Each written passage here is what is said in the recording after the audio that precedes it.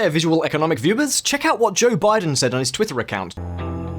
My message to the companies running gas stations and setting prices at the pump is simple. This is a time of war and global peril. Bring down the price you are charging at the pump to reflect the cost you are paying for the product, and do it now. Just as you heard, the President of the United States himself seems to have started a new crusade against the companies that distribute gasoline. According to him, if gasoline has increased so much in price lately in the United States, it is largely because companies have conspired among themselves to raise prices at a crazy rate. You know, the dark hand of savage capitalism. But jokes aside, let's be clear. From a political point of view, this discourse is typically very convenient. That is, blaming the malevolent companies for all of the problems is a much easier solution than accepting responsibility and acting accordingly. Now, wait a minute though, because what if Biden wasn't so wrong in this case? Although it's still too early to clarify whether or not gas stations have been manipulating prices following the war in Ukraine, the truth is that if this sector has historically been characterized by one thing, it has been for its blatant anti-competitive practices. Or, to put it another way, for manipulating prices in a multitude of countries. Irving Oil Limited pleaded guilty today to 1 count of retail price maintenance in the gasoline industry in Thetford Mines in Sherbrooke, Quebec, and will pay a $287,583 fine.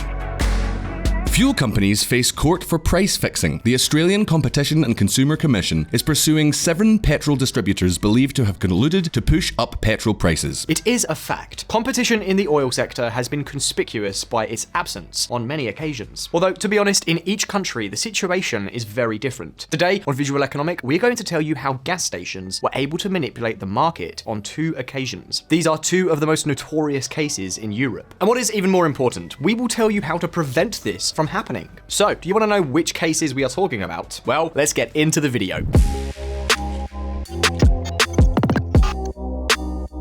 I'm sure that if I ask you what your top 5 favourite countries are, many of you will include in your list the Nordic country par excellence, Norway. And VisualEconomik viewers, Norway is a country that does seem to have it all. It has plenty of natural resources. Its fiscal surplus feeds one of the largest sovereign wealth funds on the planet. It is the 6th richest country in the world. And as if all this were not enough, its political system consistently rates among the best in international rankings for democratic equality. So, without a doubt, knowing all of this, anyone would say that Norway is the perfect place. Everyone would want a country like theirs. Well, I'm sorry to disappoint you, but I'm afraid to say that not everything is as divine as it seems in this great Scandinavian nation. Paradoxically, although Norway is known for its large oil industry, it is also a country with a huge market concentration in the fuel sales sector. To give you an idea, the top 4 companies alone, including Shell and Statoil, account for 94.9% of the market share. Basically, there is a full-fledged oligopoly. So, precisely for this reason, it is not surprising that the first case of major price manipulation that we are going to talk about today happened precisely in this country. But what great manipulation are we talking about? What did the Norwegian gas stations do to disrupt the market? Well, listen up. The cycle of meddling.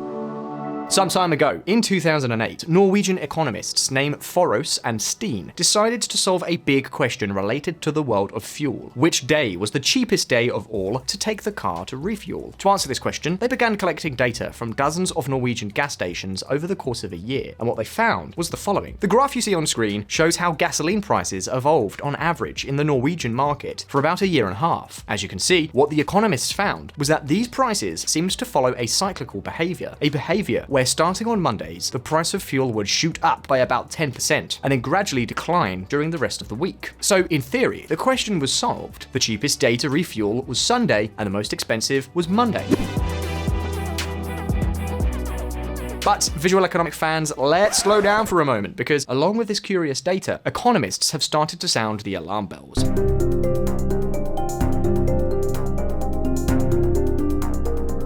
It was very unusual that the Norwegian gasoline price worked in such coordinated cycles. It was very strange that gasoline only went up in price on Mondays, and the rest of the days the price always went down. To give you an idea, of the 389 Mondays recorded in the study, only 5 of them showed price decreases. This, of course, foreshadowed a greater fear, the possible fraudulent manipulation of prices. It is for this reason that, after encountering such suspicious results, the economists in the study had the Norwegian Competition Authority investigate the companies for alleged alleged price manipulation. Of course, the authorities, influenced by pressure from the companies, according to the economists in their study, excused this behavior by saying that, well, prices were higher on Mondays because at the beginning of the week, the demand for fuel was very high, and that demand was progressively decreasing as the days went by. Therefore, it made sense that on Mondays, the price would be higher. But was this true, and was the price cycle really just a coincidence? Well, to answer that question, economists kept investigating the case up until 2013. They published a proof that changed everything. Evidence that definitively proved that gas stations were indeed blatantly manipulating prices. And what was that proof? Well, check it out. What you're seeing on the screen now is a sample of the prices that the various Norwegian gas stations use to set on Monday mornings. So far, so good. The prices were fairly distributed. They did not seem to show any kind of price manipulation or anything out of the ordinary. We could guess that according to these data, each gas station freely set the price it wanted. But wait a minute, there is an important nuance in all of this. The price in the chart are the prices that were recorded in the morning. When the afternoon came, you'll see that the magic began. Starting at noon, gas stations all raised their prices at the same time. And not only that, but they all raised their prices by exactly the same level. I think you can already imagine the obvious evidence of manipulation that this entailed. From that moment on, economists began to ask new questions. What exact mechanism did the big companies use to carry out this manipulation? Did they meet in a secret luxury hotel to clandestinely fix prices?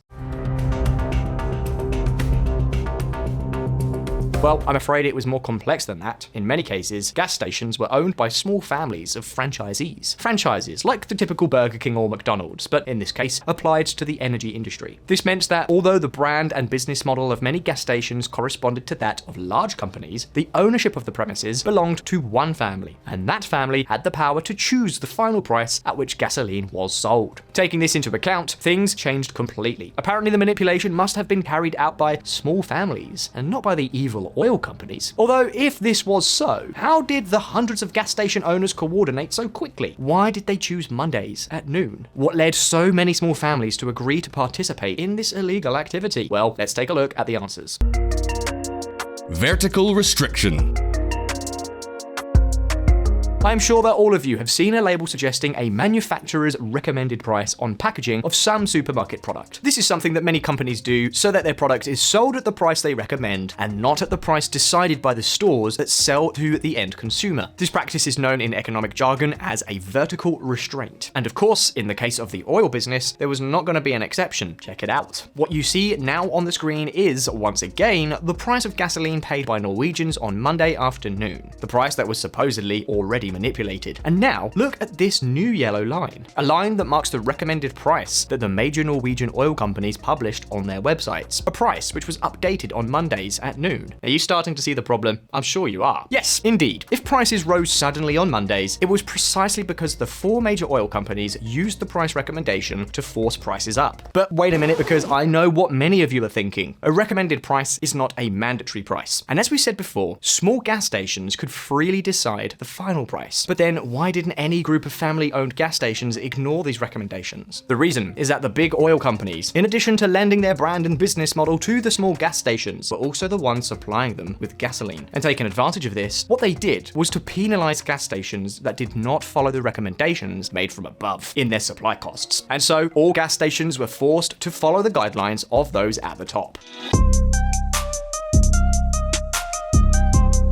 Thanks to this game of recommended prices, the economists of the aforementioned study calculated that the major oil companies managed to increase their profit margins by up to 20%. And if they succeeded, if they were able to manipulate the market so easily, it was mainly for two reasons. One, because they had a very high market share. Two, because they owned a large part of the supply chain, which allowed them to blackmail the end sellers with raw material costs. It is precisely these two conditions that were also present in the country of the second story I'm now going to discuss, a story where Mondays also played a major role in a great episode of manipulation. An episode in which, however, the oil companies agreed not to raise prices, but rather to lower them. But beyond that, the second story will also help us to discover how to prevent this type of manipulation from happening. It will show us the key factors to having a fairer market. Do you want to know once and for all what story we are talking about? Listen up. The Monday effect. Back in 2012, a type of news item became very fashionable in the Spanish press. News that said things like this. Spanish gasoline is the third most expensive in the EU. Spain is the country with the highest pre-tax prices for the case of 95 gasoline, behind only Denmark and Italy. VisualEconomik viewers, after the great financial crisis of 2008, a crisis that hit the economy of this country terribly, Spaniards suffered a rise in fuel prices that provoked many strikes and protests. The price of Spanish fuel was at that time one of the highest ever recorded, and that made a dent, day in and day out, in the international rankings.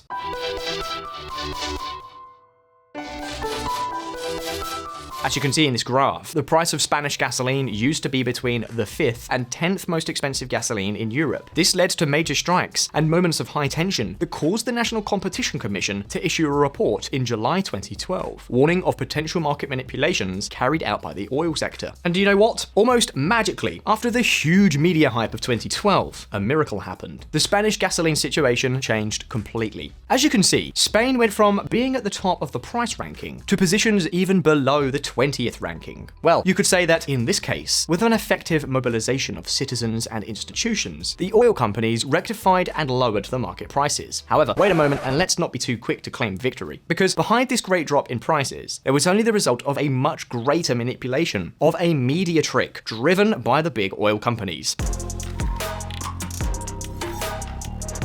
The price data published in the European reports did not include the average prices for the entire month, but only included Monday prices. So guess what the Spanish gas station's trick was? That's right.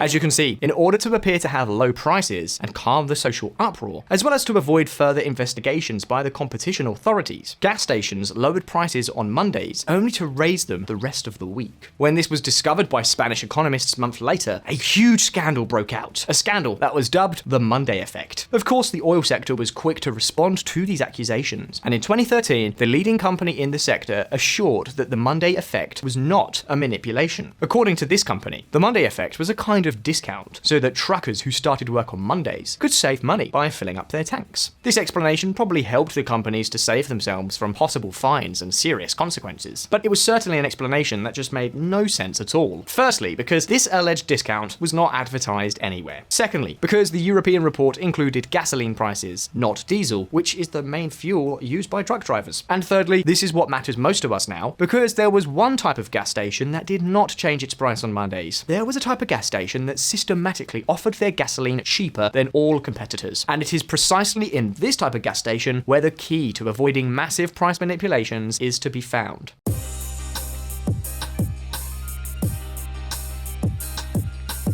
In this case, those gas stations free from manipulation were what is known as independent gas stations. And what constitutes an independent gas station? They are a type of service station that does not depend on a large oil company to supply them with all the gasoline they sell. They are gas stations that can freely change supplier. And don't think that we are only talking about small gas stations or small self-employed owner-operators. This type of business includes the service stations of supermarkets. Gas stations that, in many cases, are often cheaper than conventional ones. Now, what is it about these independent gas stations that makes them less susceptible to manipulation? Why didn't they manipulate prices when the other oil companies apparently did? Well, precisely because vertical restrictions in their case were much more complicated. Since they are their own business, unrelated to a major oil brand, there are no recommended prices. In addition, if a refinery tries to manipulate the market by charging high prices to the independent gas station, then the latter can simply switch to another, cheaper supplier. To give you an idea of the difference these independent stations make, in a study comparing how taxes affected the price of gasoline in Spain, economists found that gas stations integrated with major oil companies raised prices up to 40% more than independent gas stations. While the independent stations absorbed a large part of the taxes, the gas stations owned by large companies passed on almost all of the tax to the final price.